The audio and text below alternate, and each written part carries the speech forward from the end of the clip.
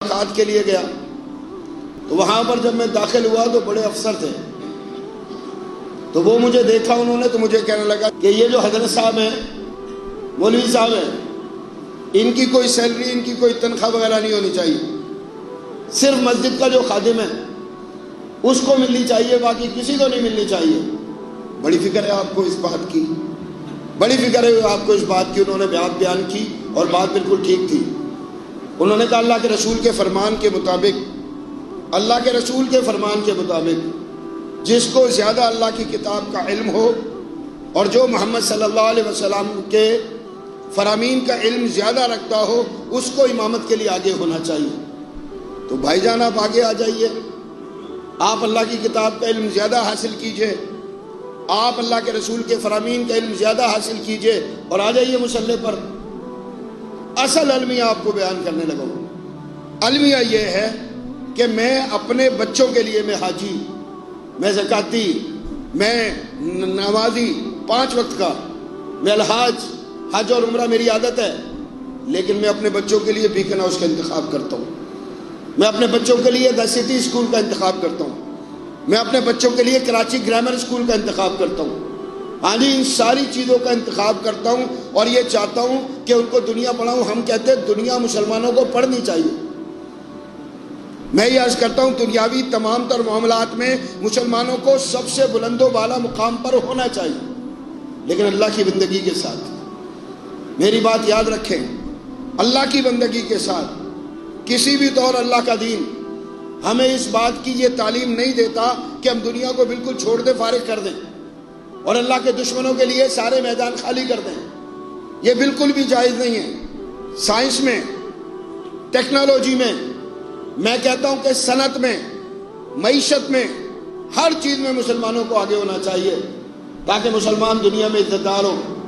لیکن جب ایمان اور اسلام نہ ہو تو آج آپ دیکھ لیجئے عربوں کے پاس مال کے ڈھیر لگے ہوئے ہیں، لیکن اللہ کی قسم بھیڑ بکریوں کی طرح ہانکتے پھرتے ہیں لوگوں کو۔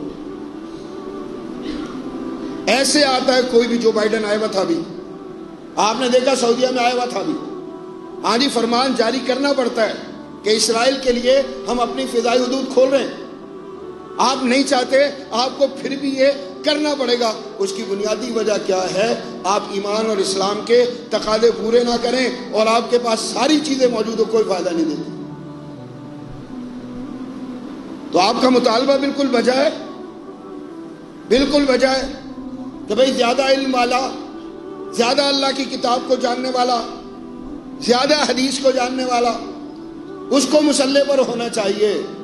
آئیں آپ آگے اپنے آپ کو اہل بنائیں۔ ہم تو چاہتے ہیں کہ جو دنیا داری میں بڑا ہو وہ آ کر یہاں پر کھڑا ہو۔ اللہ کے نبی علیہ السلام کی سیرت مبارکہ سے یہی ثابت ہے کہ جو مصلی کا امام تھا وہی دنیا کا امام تھا۔ ابو بکر رضی اللہ تعالیٰ عنہ اگر خلیفہ تھے تو مصلی کے امام تھے، عمر بن خطاب خلیفہ تھے تو مصلی کے امام تھے، عثمان بن عفان رضی اللہ تعالیٰ عنہ خلیفہ تھے تو مصلی کے امام تھے، اسی طرح علی رضی اللہ تعالیٰ عنہ، اور آگے جب تک مسلمانوں میں خلافت رہی ہے دیکھتے چلے جائیں، خلیفہ خطبہ بھی دیتا ہے، خلیفہ آ کر مصلی کی امامت بھی کرواتا ہے۔ لیکن آپ نے مصلی کو کیا بنا دیا؟ آپ نے مصلی کو کیا بنا دیا؟ ہاں جی، آپ اپنے بچوں کے لیے چاہتے ہیں، آپ ان کی یہ ترتیب بنانے کے لیے تیار ہیں کہ ان کو آپ اپنے اہل ترین بچے کا، سب سے زیادہ ہونہار بچے کا انتخاب کریں اور اس کو سکھائیں دین، اور میں کہتا ہوں ساتھ سکھائیں اس کو دنیا، کہ وہ دنیاوی ڈگری حاصل کرے، ہاں جی، وہ گریجویشن کرے، وہ ماسٹرز کرے، ایم فل کرے، پی ایچ ڈی کرے، اور میں کہتا ہوں دنیاوی ڈگری حاصل کرے، ساتھ اللہ کا دین پڑھے اور ادھر آ کے کھڑا ہو جائے۔ کس نے منع کیا آپ کو؟ یہ مصلی تو آپ نے چھوڑا ہے۔ عجیب و غریب مطالبہ، یقین کریں، عجیب و غریب مطالبہ ہے کہ ان کو جو ہے تنخواہ نہیں ملنی چاہیے، تنخواہ نہیں ملنی چاہیے۔ اچھا جی، 5 ٹائم میں سے 2 منٹ لیٹ ہونے کی اجازت دیتے آپ اسے؟ جس کو امام مقرر کیا ہے 2 منٹ لیٹ ہونے کی اجازت دیتے ہیں اسے؟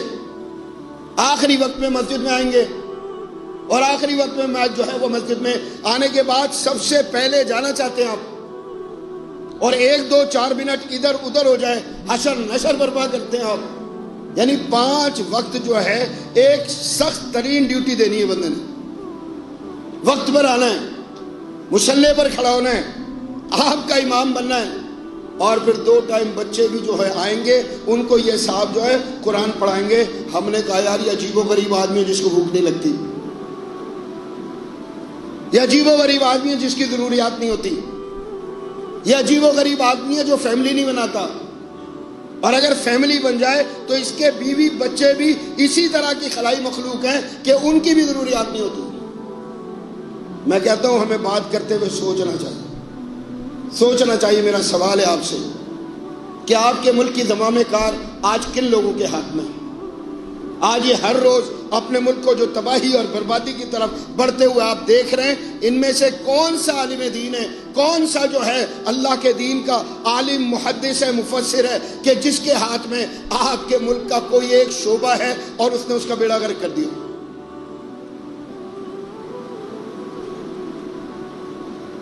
بتائیں ذرا کہ پی آئی اے کا ڈائریکٹر کوئی امام صاحب ہے؟ اسٹیل مل جس حالت تک پہنچی ہے اس کو پہنچانے والا کوئی جو ہے عالم دین ہے؟ یہ ریلوے جو بربادی کے دہانے پر کھڑی ہوئی ہے اس کو پہنچانے والا کون ہے؟